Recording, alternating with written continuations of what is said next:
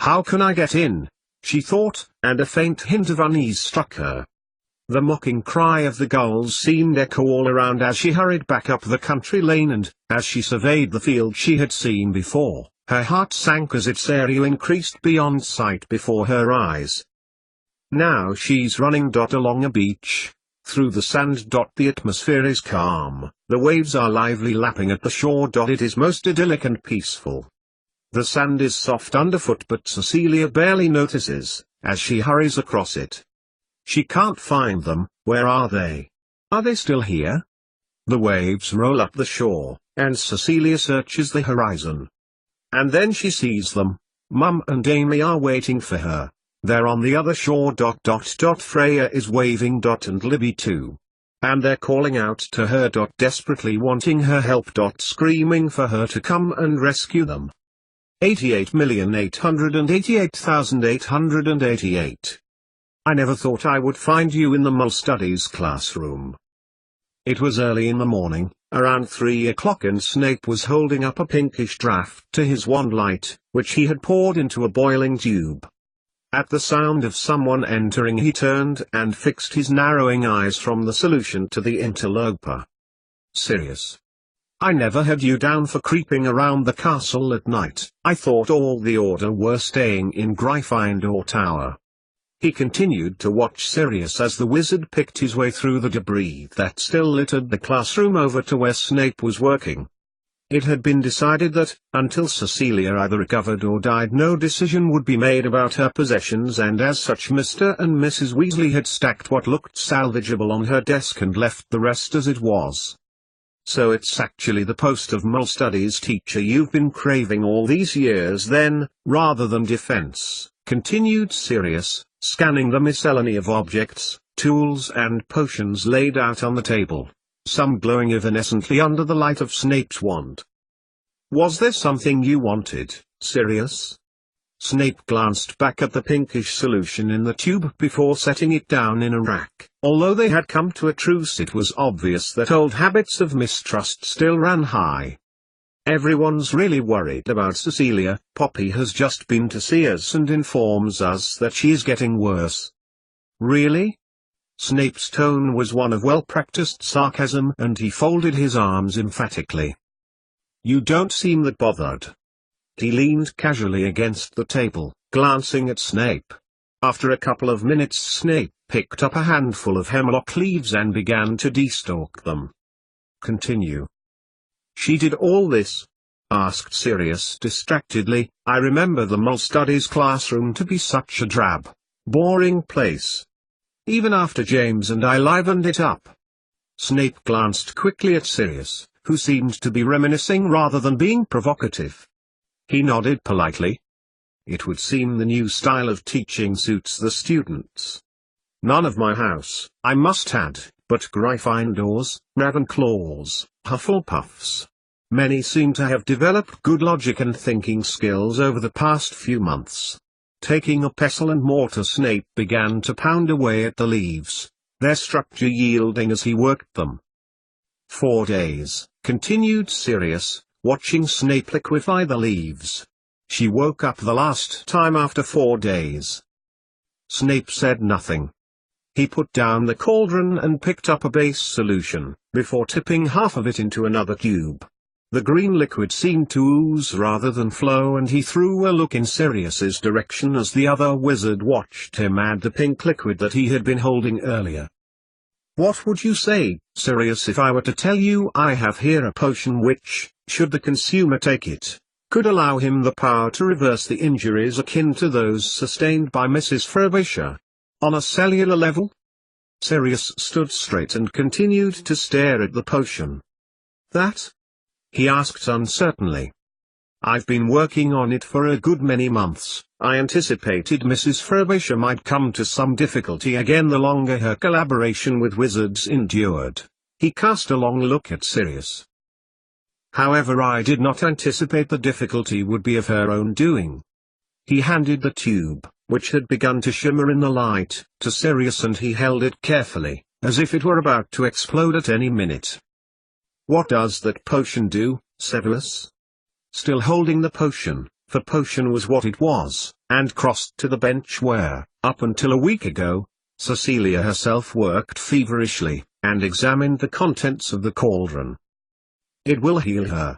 I intended to bring the idea to the order meeting tonight, however I believed I would be outvoted because of the risk of further damage.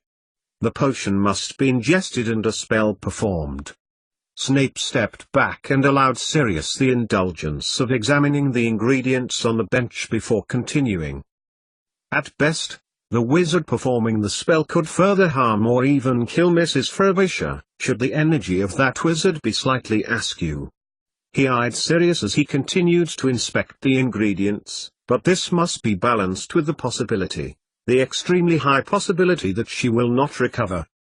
He folded his arms and took a step back, waiting for Sirius to respond.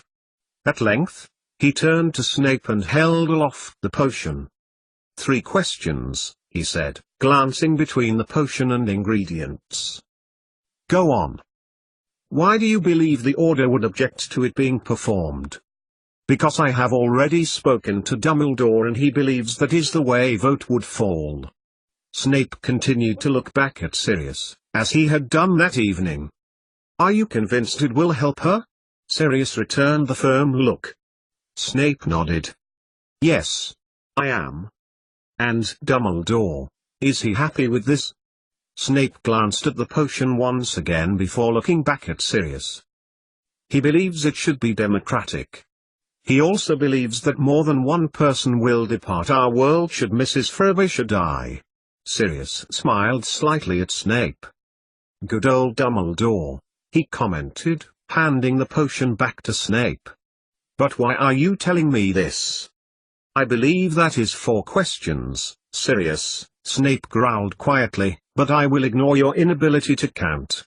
Crossing over to the table and reseating the tube in the rack, he opened up a small wallet, bound by cord.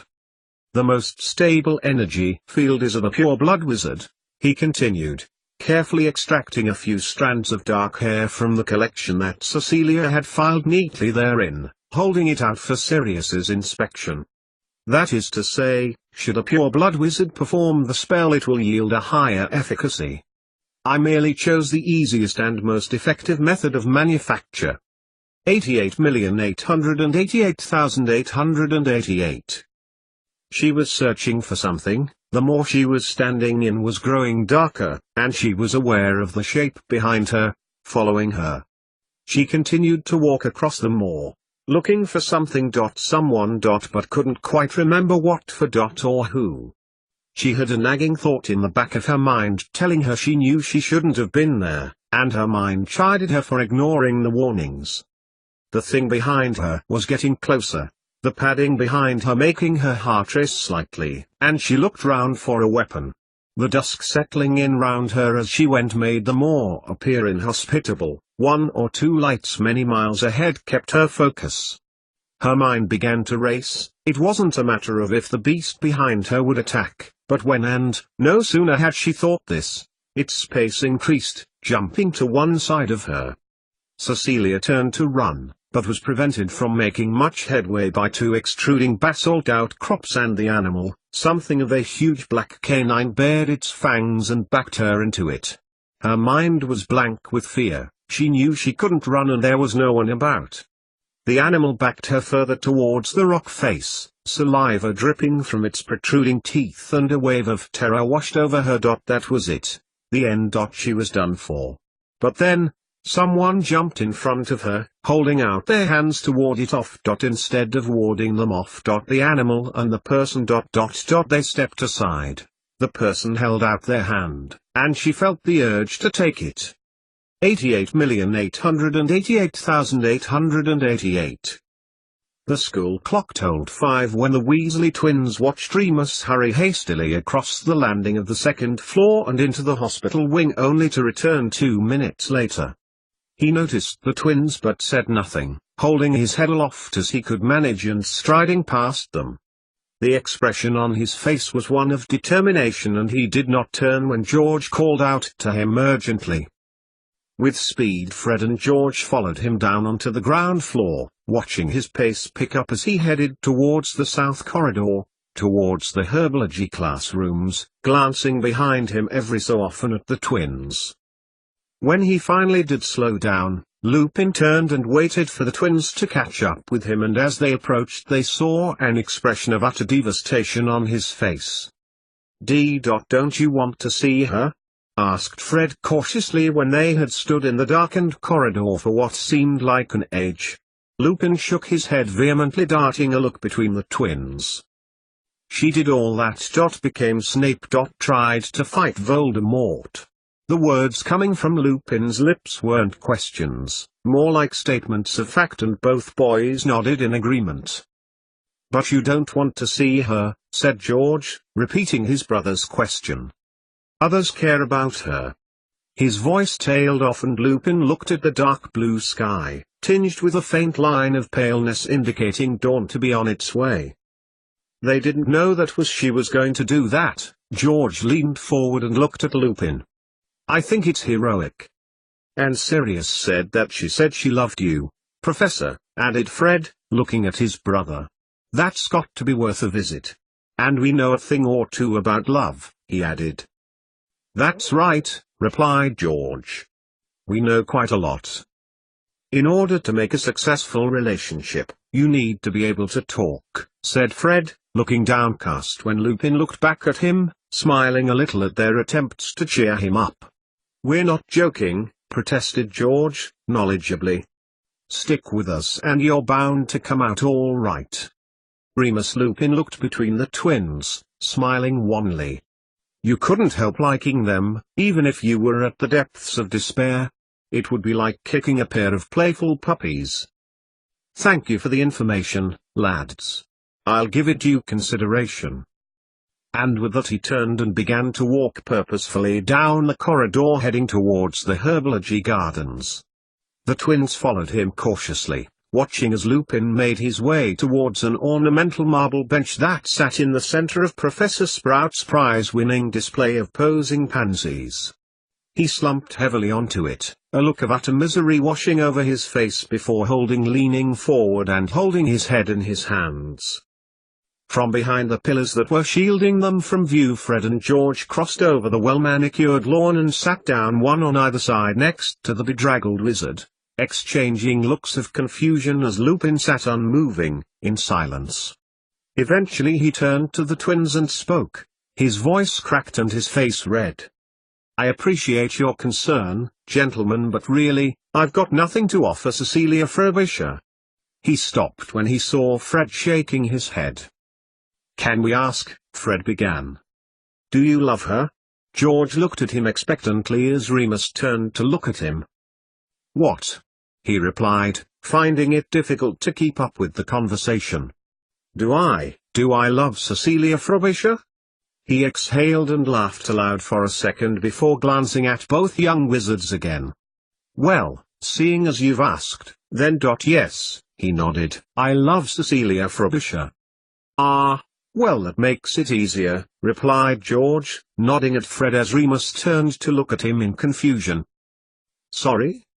"Our advice," clarified Fred gravely. "Indeed," nodded George. "You see, I don't know if you've noticed, Remus old chap, that George and I are not exactly our mother's favorite children." Fred leaned towards Remus conspiratorially, as if sharing top-secret information. "She appears to have a large blind spot for our qualities," he added, nodding as if that made things clearer. Remus stared blankly at Fred. "What Fred is trying to say," continued George, "is that we are not what Mother expected, but we love her, and she loves us. We all just have to make the best of it," he concluded, nodding wearily.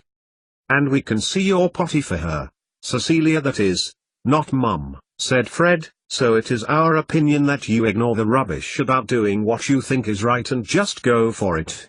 George said nothing, nodding in agreement. Remus felt the misery of the last week ease slightly, and he smiled at the twins once again as a cool morning breeze, heralding the morning sunlight, bristled the croaking conifers. "Yes," he agreed, looking between them again as a small breeze tousled his hair. "I am, as you put it, potty for her." "Well, In that case we feel we must warn you, added George, leaning towards Fred as his brother got to his feet. Winking at George, it's only fair dash. Warn me? Repeated Remus absently. Yes, agreed Fred as George got up too. Warn you that if you leave it too late with Mrs. Frobisher then we'll have no choice but to make our move, he continued, grinning at his brother. Remus nodded slowly. Somehow, looking at life from the Fred and George perspective was quite insightful. Thanks lads, he said wistfully as they departed, I'll bear it in mind. Night, they added, retreating slowly back towards the corridor. 88,888,888. And as Cecilia reached out her hand, she felt warmth. Not only on her face, but also running up her arm as if she had been bathed in warm water. Behind her eyelids the brightness of light beyond made Cecilia's senses come to life. And then, just as she was about to open her eyes, someone took Cecilia's outstretched hand and held onto it. She tried, and the person next to her squeezed her hand in response. Cecilia could hear the person talking, their voice becoming louder and higher pitched as she tried again. Poppy. She heard the person next to her call shrilly, in a voice that she recognized. Cecilia opened her eyes and Minerva McGonagall looked back at her. Cecilia, my dear. Oh my, this is marvelous. Poppy. She turned her head towards the door and Cecilia made to shift up the bed, but McGonagall turned and squeezed her hand. No, don't try to move, Poppy. She turned her head again to call for Madame Pomfrey. Yes, I expect it does hurt, Minerva added when Cecilia winced in pain. But why am I here? Cecilia thought. The last thing I remember was the Shrieking Shack, and Sirius. I've taken enough potion to kill me 3 times over and the Cruciatus Curse. Why am I not dead? Just lie still dear, and I'll try to get Poppy, said Minerva, looking kindly on her as she shifted uncomfortably in the hospital bed. I'm so glad I was here, Cecilia. You've no idea how worried we all were and, she broke off as the door to the intensive care ward swung open and, still holding Cecilia's hand, Minerva got to her feet. Poppy, oh, it's you, Hermione. Minerva glanced in Cecilia's direction. Well, don't just stand the girl. Go and fetch Madame Pomfrey. Hermione followed the line of sight that Professor McGonagall had just taken and put her hand to her mouth when she realized Cecilia's eyes were open. Don't just gape, girl. Go. Now. At once. Within 10 minutes around the now very exhausted and very awake Cecilia came visitors as well as Poppy Pomfrey. First to arrive, even before the nurse herself, who had gone to treat Hagrid's boils, was the Weasley clan with Harry and Hermione.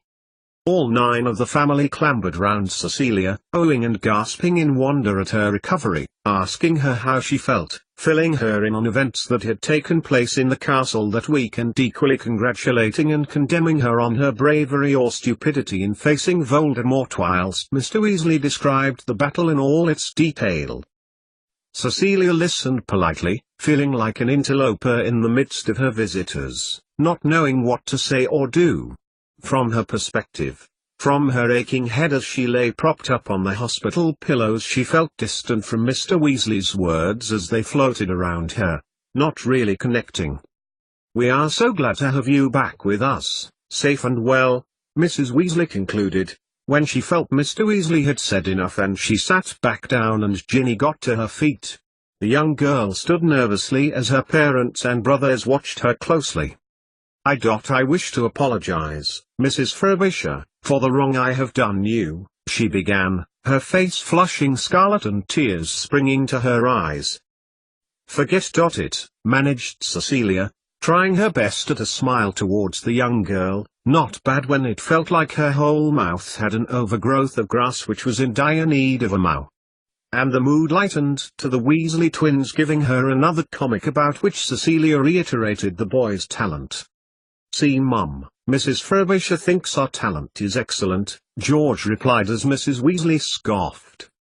And she's a teacher, added Fred, glancing at Cecilia. She was about to reply when, to her relief, Madame Pomfrey swept into the intensive care room, gaping at the 14 people around Cecilia in horror. What's going on here? She asked sternly, and she gazed to where Cecilia was lying, eyes open in bed. Out! She demanded, pointing towards the door. I have a patient that needs my attention. You can come back later. Reluctantly Cecilia's visitors left her with the nurse, and, when the room was empty, Poppy's stern expression changed to one of astonishment. Cecilia. How are you feeling? She sat down on the chair that Minerva McGonagall had just vacated, looking her up and down. Cecilia nodded, trying not to let the pain show on her face but feeling relieved that she was now alone. Like before when I took a potion, she clarified, before Poppy Pomfrey had the chance to ask her. Pains. General feelings of The nurse nodded in agreement and she threw off Cecilia's blanket, before examining her. I don't understand. With the damage. All I could hope was to make you comfortable. She shook her head in disbelief again before adding. But you are awake, you are alive. And that is the most important. Cecilia nodded. Her head felt much lighter than it had done a few moments ago, and she felt like she wanted sleep. When she reawoke, the shafts of sunlight had shifted further round to the right and they bounced off the stone walls to Cecilia's left as she opened her eyes. In disbelief at so many people round her bed. The Weasley family were close by her, as was Professor McGonagall. Many wizards from the Order sat and stood to her left and above. Hovering just behind them were Harry and Hermione. Welcome back, Cecilia heard someone say to her left, and she turned to see the smiling face of Sturgis Podmore, his bowler hat perched on his head in the same manner as she remembered it when he was at the Christmas ball. Cecilia smiled back in his direction. Good to see you, murmured other wizards who had appeared to be waiting for her to respond before saying anything. Hope you're feeling better. Nice to see you. Cecilia smiled at them as she looked at each and every face, working her way from Sturgis on her left to Mrs. Weasley on her right, who patted her hand gently. We all wanted to see you, dear, she clarified, looking at Cecilia's overwhelmed expression. The Order, she reiterated. Thank you, she said, looking at the wizards again, searching their faces for the one amongst them Cecilia hoped would be the. Don't mention it, replied Kingsley, who was standing just beside Arthur Weasley. It is us who should be thanking you. Next to him, pushing her way through, was Madame Pomfrey, looking distinctly harassed. And now I'll thank you to leave Cecilia to rest, she concluded, looking round at the wizards, some of whom dropped their heads obediently, clearly trained to the nurse's voice. She will be in here for a while to recover, so you will have plenty of time to see her. Poppy's voice trailed off as the wizards parted to Cecilia's left, and gliding between them was Dumbledore, dressed in his usual red cloak, his hair longer and whiter than ever. Perhaps they can stay for a few minutes longer while I speak to Mrs. Frobisher? He pushed up his half-moon spectacles as he looked at Poppy. Oh, if they must, she replied, defeated. But no more than 5 minutes, she added, pushing between Kingsley and Bertie Griffin. My dear, you look dreadful. Dumbledore smiled serenely at Cecilia as he sat on the end of the bed and smiled faintly. And I must say that is a compliment considering what you have been through. We are all very pleased with the result. Voldemort is defeated in all but bodily form, and you are with us again. Here, came a voice from the foot of Cecilia's bed. So it only leaves me to say thank you on behalf of every Mullen wizard in this land for the courage and bravery you showed last month. In fact every week and month, and every day that you have been with us.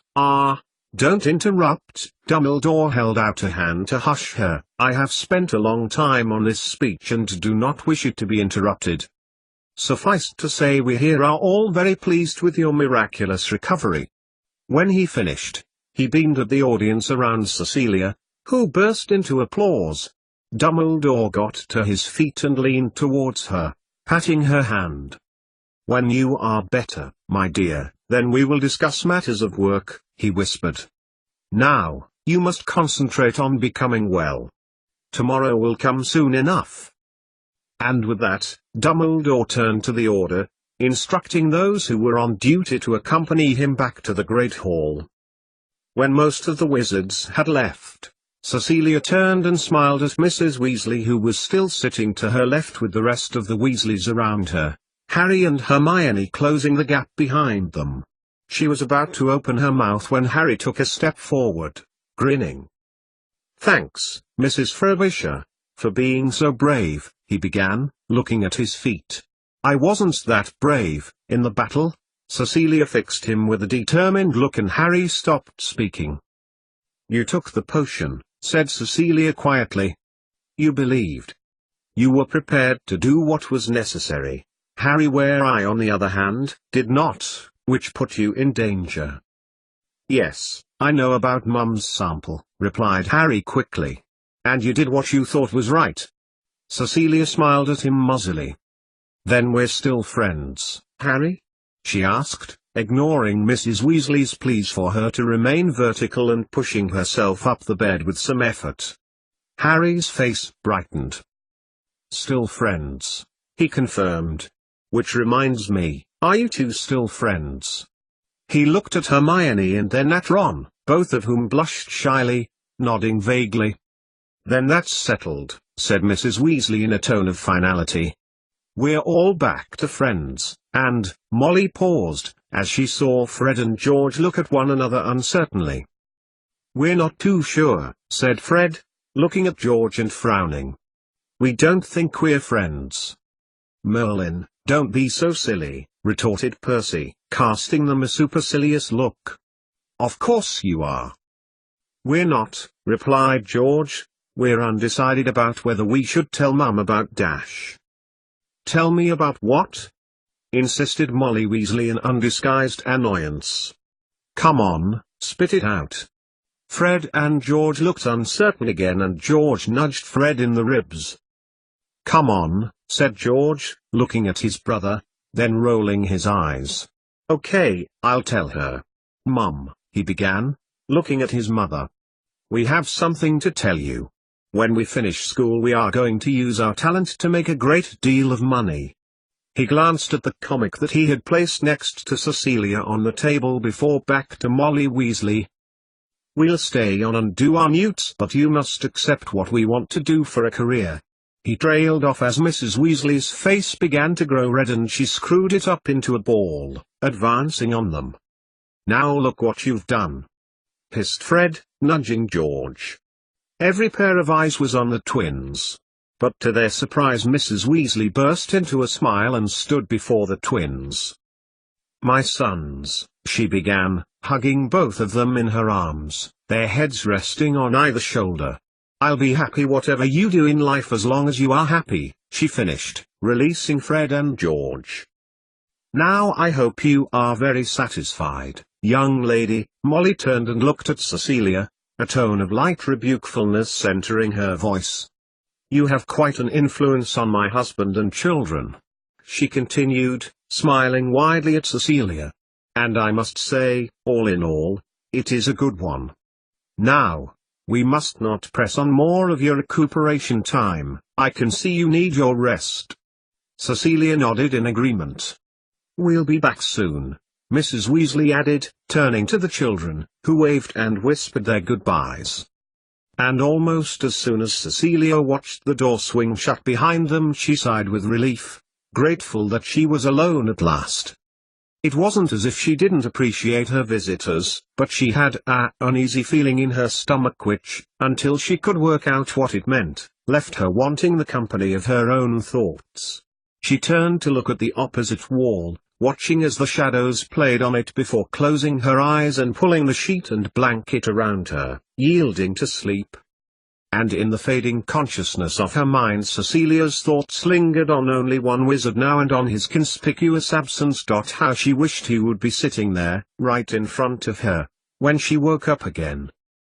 A few minutes after Mrs. Weasley and the rest made their way downstairs, another pair of wizards entered the hospital wing, creeping through the empty day ward and opening the door to the intensive care before peering round the door. Sirius held the door open so Snape could see Cecilia, her eyes closed, turn in her sleep. He winked at Snape, who narrowed his eyes automatically, before nodding in agreed satisfaction. Night came. When he was sure that she was asleep and everyone had gone, Remus Lupin crept into the hospital wing. In the only occupied bed he heard Cecilia breathing rhythmically as she slept, curled up on her side facing him. Her face glowed in the waning moonlight and Remus winced automatically as he registered whence the luminescence originated. Sleeping silently, Remus approached her, watching her move gently in her sleep, her soft, butternut-colored hair spilling all over the hospital pillow. Remus stopped and stared at her for a long time, watching as she turned in her sleep, as she stretched out, as her breathing pattern changed. He wanted this for the rest of his life, to look at her as he remembered her at Christmas, sleeping next to him, contented. Eventually, longing gave way to weariness and he pulled up one of the wicker hospital chairs to the far side of Cecilia's bed, looking at her lovely features, and began to whisper to her as she slept, his voice sounding horribly tinny against the sandstone cladding. "I always wondered what it would feel like to love someone like I love you," he began, watching her move around in her sleep. "I left you because I was scared of your reaction. I couldn't bear it to end as it so often does with people. And I didn't want your pity." He sighed and moved his chair closer to Cecilia's sleeping form. "I like to be liked. I am susceptible when someone shows me anything other than contempt. And I wasn't honest with you." On the table next to her he placed the brooch he had given Cecilia at Christmas. The light from the waning moon played on its facets as it sat, boasting its beauty to the darkened hospital room. "My grandmother's," he clarified, glancing at the brooch. "She was a mole like you. It was her brooch. That's how Dad got involved with Raymond Lully. She died before I was bitten. I'm so glad she never got to see me like this." He glanced back at Cecilia again, bending close to her face and planting a kiss on her cheek. She stirred a little and he backed away, watching her intently. "Cecilia, I'll make you a promise. If you still want me. If you will still have me, faults and all." He reached down and took her hand. "If you promise you accept me because you love me, then I will never leave you again." 88,888,888. It was foolish to talk of the reciprocators, Dumbledore, very foolish indeed. Cornelius Fudge paced around Dumbledore's desk, his hands clasped together behind his back as he looked towards the floor every so often, and shaking his head. They exist as a legend in the old time. Which has long since gone. There is no such thing. Fudge's last few words were emphasized sharply and he poked his finger rhythmically as he spoke. Dumbledore looked at him evenly. "My very dear minister," replied Dumbledore, returning to his chair after a tour of his office, which took in Fawkes, the books on the shelf, which he casually alphabetized as he ignored Fudge completely, the Floo-Link from his fireplace and the former heads of the school. Now he looked impassive and steepled his fingers thoughtfully, hoping that Fudge would take it upon himself to leave shortly following his already hour-and-a-half consultation with Dumbledore. "I believe I am a living proof of the contrary. I am the very last reciprocator, and as a result of a highly successful collaboration we were in a position to defeat Voldemort last Saturday." Dumbledore smiled as he watched a smirk of triumph pass over Fudge's face. "But he was not defeated. He is still at large. And besides, the movement you speak of is against the law." "It is," agreed Dumbledore. Fudge gave him an incredulous look, before continuing to pace before his desk, looking at Dumbledore every so often as if he was looking to catch him at something. Hogwarts is a well-respected educational establishment. She cannot stay at the castle. Indeed she cannot, agreed Dumbledore, watching Fudge turn and glance at him furiously. You have another 2 days to sort out, Dumbledore, he added forcefully. Then let us hope that the recovery process is speedy, otherwise my staff and colleagues will believe me unbelievably cruel to dispatch an employee to uncover the universal link and faced Voldemort alone, out onto the streets with no care. Fudge stopped pacing, and turned slowly, his eyes narrowing at Dumbledore's comment. I do not suggest that, he replied stiffly. Then we are agreed that her fate is in my hands, especially with Voldemort. Dumbledore got to his feet and began his circuit of the office again. Tonight Fudge did not appear to be in any hurry to leave. That is a point to be proved, though I cannot deny that your returning the students to their families at such a time as this was extremely foresighted, Dumbledore. Now at least we should be able to get this matter sorted out so they may return promptly also. Dumbledore turned and paced back towards his desk, smiling politely at Fudge. I want the Aurors gone from the castle by tomorrow. He began to count down on his fingers a mental list of things he wanted done.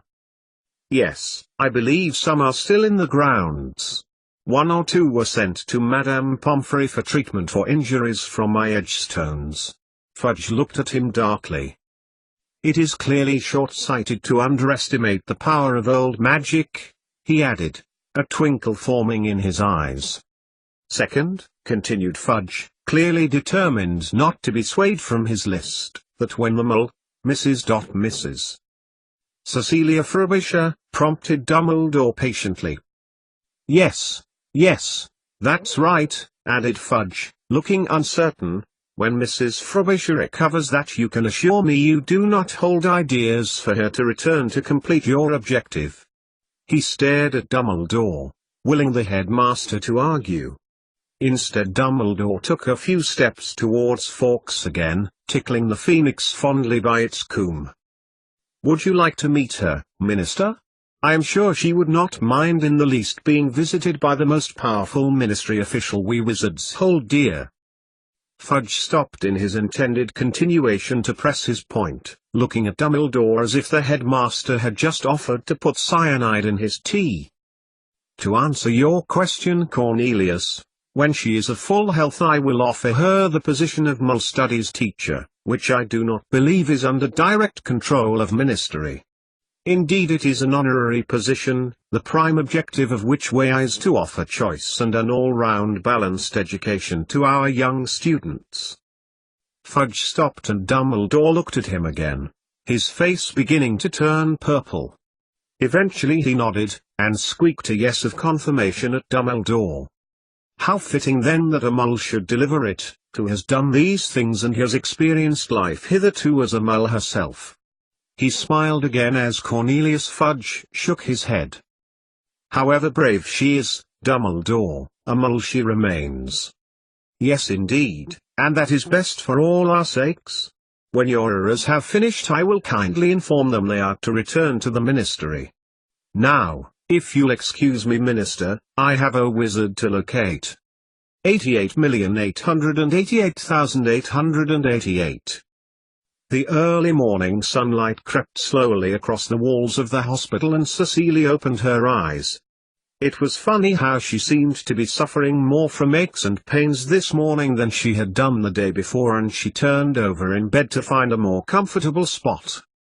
At first she did not notice Remus Lupin, asleep in the chair at the far side of her bed, and when she did notice something it was a large brooch that was perched on the table next to the bed, shimmering and sparkling in the sunlight. Not just any brooch. The one that Remus had given to her at Christmas, if she was not very much mistaken, the one she'd returned to him. Cecilia's eyes were drawn to him slowly, as if in a dream, that if she did anything other than savor every inch of the man sleeping soundly next to her he would disappear from sight. He was here, by her side. He was here like she had wished for. With bleary eyes she watched him sleep, his chest rising and falling rhythmically, his fair hair disheveled and unkempt, falling all over his face. His long arms and legs, his hands curled around one another loosely. Cecilia made her way and looked at his face. There was an ugly great gash across the left side of his face which, even though it looked a few days old, seemed very deep. Her mind drifted to the scars she had seen across his back, on his arms and legs, when he was with her at Christmas. It made perfect sense. If he became a werewolf once a month, then these scars were a result of injuries caused because of that. Cecilia's mind began a journey of analysis, wondering whether she was actually awake, wondering whether she had strolled into one of her own dreams of longing where Remus Lupin wanted her and was there for her. Wondering whether it was all real, and if it was, then whether what he had to say to her would be what she wanted to hear. She continued to daydream idly, staring at him, and taking in her favorite features of him as she repeated these thoughts, like a loop tape. And it wasn't until Remus's voice stirred her thoughts that she realized he was awake. "Cecilia," he began, rubbing his eyes and yawning. "Remus," she replied, smiling at him faintly. They continued to stare at one another until finally they spoke at the same time. "The twins told me that Sirius told me that Cecilia stopped, waiting for him to continue. When Remus sat back in his chair, she continued. "Remus, don't leave me. Not again." Her voice was quiet and somber, but Cecilia could also hear panic there too. "I don't care if you are a werewolf." Remus continued to stare at her, reaching down for her hand and looking at her carefully. "Nor you me. I don't know what I would have done if you died out there." He smiled and stroked her hand, and Cecilia smiled too. "I wish you'd explained at Christmas. I wouldn't have cared. I'll learn how to make your potion if I have to, just never leave me again." Her voice trailed off as she noticed a dark shadow crossing his features. Remus cleared his fault. "You can accept me. You can love me." Cecilia looked at his face, which was now picked out in desperation, and she looked inquiringly at him. "There's no question. You could have told me at any time and it would not have made any difference to how I feel about you. She broke off. She had no choice. Remus was kissing her hard and firm, pressing his lips determinedly to hers. Cecilia traced her hand down his face as their kiss escalated in passion and intensity, and she felt the deep-cut scar upon it. Remus broke off, looking directly into her eyes. "Hazards of my breed," he began, almost apologetically, and tried to turn his face from her, but Cecilia turned his head back to her before stroking it lightly. "I'll heal," Remus added, smiling at her. "As will I," she replied, as happiness, like a river of liquid gold, coursed down the back of her neck and began to spread all over her body. He loved her, he wanted to be with her. And he knew now that he loved her too. A cough behind Cecilia made her jump, and Remus loosed her from his embrace, looking past her as a look of worry crossed his face. Madame Pomfrey walked around the bed and Cecilia smiled, not caring how annoyed the nurse would be. Poppy Pomfrey cast her a small smile before frowning sternly at Remus. "Visiting time begins in an hour, Mr. Lupin, although I can understand why you'd want to get here before the rush." "The rush?" Lupin looked confused, equally so as Cecilia. "Oh yes," Madame Pomfrey replied, rolling her eyes impatiently. "I have had no end of wizards asking me when they can see you, Cecilia, when you'll be well enough to help them with their work, whether you'll be well enough to teach them how football works." "Indeed." She shook her head, and Cecilia felt a tinge of happiness crown the glow of joy that she was already feeling, and Remus grinned at her. "Now, I must ask you to leave, Mr. Lupin. I need to examine my patient. Her recovery, however remarkable, must be carefully monitored. Heaven knows what else she may have suffered." Remus gave Cecilia a forlorn look, and Poppy Pomfrey folded her arms. "You may return in 10 minutes, Mr. Lupin. That is my final word." After that, Remus refused to leave Cecilia's side the whole of that day, even with a seemingly endless stream of visitors who wanted to talk to her. In between their visits, Remus found time to speak of Freya, assuring her that she was safe with Cecilia's sister and mother in a house in Scotland, with their family being completed by the intermittent presence of a black cat, who was actually Bathsheba in disguise. In return, Cecilia told Remus of an ideal Mull Studies curriculum, what she would introduce if wizards and war and her acceptance were no object. She told him that it would consist of the industrial heritage and power of Mulls, include visits to the Mull world to gain valuable experience, and include a good measure of Mull history, geography, politics and sport. Remus told her to wait until the war was over, and there was no reason why such a well-thought-out scheme wouldn't work, thus she shouldn't attempt to run before she could walk. Cecilia nodded. She had yet to decide what she would do now the door to the Mull world was closing behind her, but for once decided to put her indecision to the back of her mind. They discussed other things too, such as Tunks and how she would take the news of them being together, the difficulties they might face as a Mull and wizard together, his lycanthropy and her desire to continue her research into the universal link.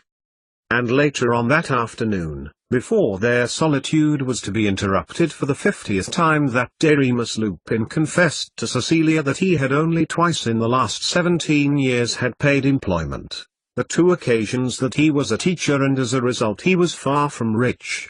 "Neither am I, Remus," she replied, stroking the back of his hand as he held hers, "so you'll have to cope without champagne every morning for breakfast." He returned her smile with a weak one of his own, and she felt a lurch in her stomach. "That's not what's worrying you, is it? Just answer me," she prompted, as Remus opened his mouth to deny it. "I am worried about that," he conceded, looking at her with his watery blue eyes. "But I wanted to know if we're together ... that is to say." Remus swallowed and looked down before looking at Cecilia again. "What are your plans? Do you wish to return to the Mull world? Because if you do, I'll come with you." He broke off and Cecilia raised her hand to his lips. "You need to be here. You need to be close to this.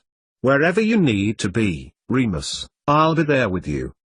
And with a sigh of relief, Cecilia saw his face lighten, as if a burden had been lifted. That was what was worrying him, she thought to herself as the doors behind them swung open. "My family's house is in Cumbria. Father chose it following my bite because of its remoteness." "Sounds perfect," replied Cecilia as the next pair of visitors walked swiftly across the stone-flagged floor, arguing with one another as they made their way towards Cecilia. "Moony." Sirius Black's voice changed to one of surprise, and he broke off from his heated discussion with Severus Snape about the merits of voiceless spells versus potions and grinned at his friend. "Nice to see you finally plucked up the courage, old thing," he continued, nodding towards Cecilia. "And a good choice too." "Yes," replied Snape, looking at Cecilia critically. "Anyone that could perform the miracle of mediation between Black and I is surely worthy of you, Lupin." Although his words sounded harsh, the tone that usually accompanied them was different, and Cecilia looked between them, feeling an expression of awe overcome her features. "Yes," nodded Sirius, glancing at Snape, "I'm beginning to appreciate Severus's contribution towards the hunt for Voldemort in an altogether different light." He looked at Snape. "It means I don't think you're going to turn us all over to him," he clarified belittlingly. Cecilia said nothing, but continued to look between them, her mouth beginning to open. "Indeed, Sirius," replied Snape coolly. "And I am beginning to realize that your motives are not solely self-driven. You care for more than yourself and those whom you care for," he added, in an equally patronizing tone. "You are a clever scientist," whispered Remus, leaning towards Cecilia and stroking her hair. "I've never heard them this civil." "Just wanted to check you're well," continued Sirius, his beautiful eyes sparkling as he drew up a chair next to where Remus was sitting. "And you are," he gestured towards the chair, and Snape looked at it. "Come on, Moony. I think the potion makers have a few things to discuss." and there's something I need to talk to you about anyway." Remus was reluctant to go and leave Cecilia on her own, but between them she and Sirius persuaded him that he would benefit from a bite to eat in the Great Hall. Once they had left, Snape moved swiftly and quietly to take not the seat Sirius had placed there for him but the one closer to Cecilia. "You look dreadful," he intoned, his face drawn and pale, and he scrutinized Cecilia analytically before looking back at her face. "You too," she remarked, his face covered in scars. "Worse than last time, worse than ever I've seen you." Snape said nothing, glancing past Cecilia and at the copy of Magic and Moles that was still residing on the table next to her bed, and on the comic that the Weasley twins had made for her. "So we did it," she continued, following Snape's gaze. He turned to look at her, his eyes narrowing. "You did it," he replied, "but not quite. It's not quite as perfect as we thought." Snape watched as Cecilia's face fell. "What I meant to say was that we need to work again on the potion because the situation has changed." "We?" Cecilia gave him an astonished look. "You seem to have it under control if you know how you can adjust it." She felt her words fall dead in her throat.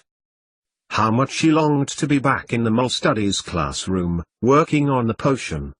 And at the same time with equal fervor she wanted to be as far away from this magical castle as she could, with Remus, building a life, as they were beginning to discuss that very afternoon. "Why did you take potion?" Snape asked suddenly. "Why did you?" "I did it because I was foolish, Severus," she replied softly, the words taking on a bitter edge. "No, I'm foolish," replied Snape. "I should never have underestimated you. You saved me as well as Harry." To her silent questioning, Snape stuck out his left arm, and unfolded his palm, before rolling up his sleeve. Cecilia looked down at the horrible mark that was cut into his skin, the snake writhing as if it was under his skin. "The dark mark has burned, Cecilia," he began, looking at her carefully. "He has summoned my presence on more than a dozen occasions. He summons now."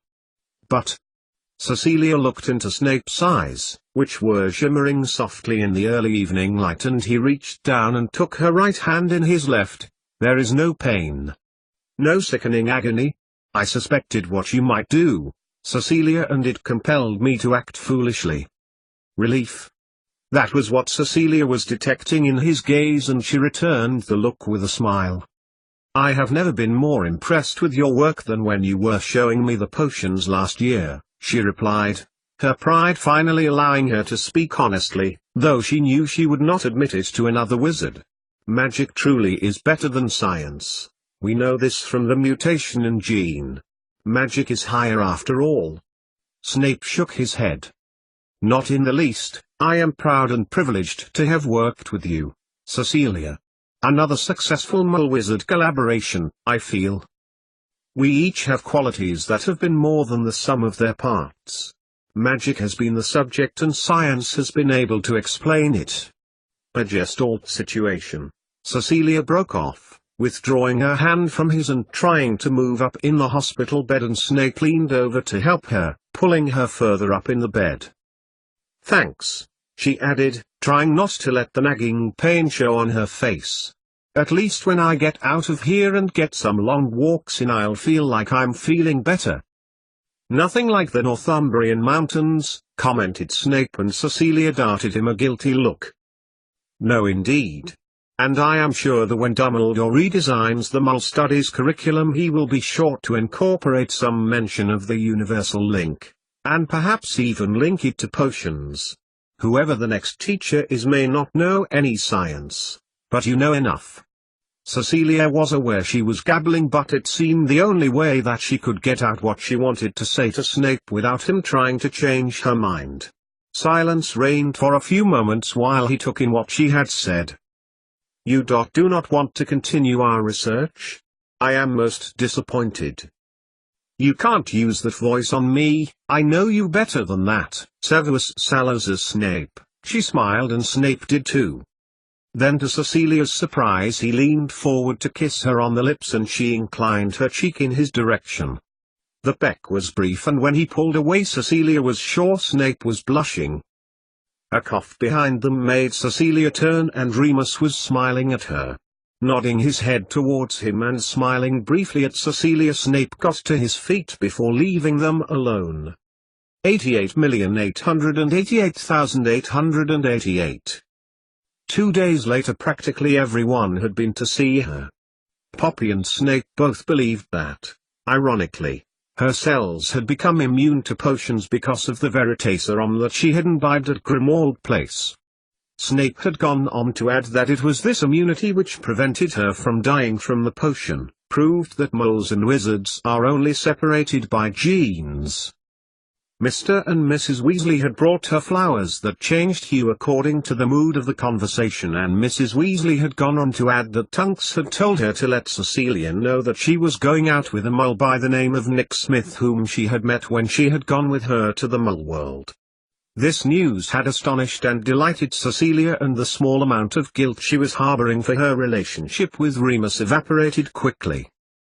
In addition, the children had visited, bringing with them all manner things, and the twins had even informed Cecilia that should she change her mind about Remus then they would be more than happy to step in.